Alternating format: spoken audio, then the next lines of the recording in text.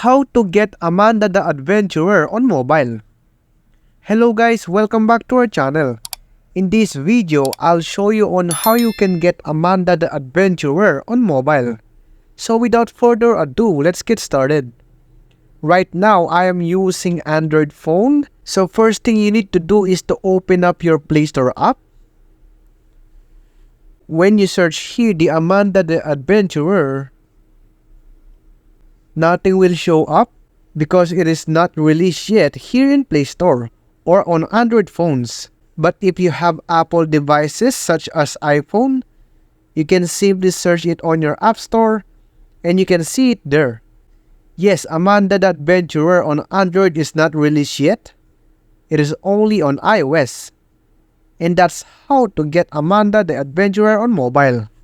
I hope the video was really helpful, and if it did help you, make sure to give it a like and subscribe to the channel. If you have any questions, you can comment down below. Thank you very much for watching till the end of this tutorial. See you soon on the next video.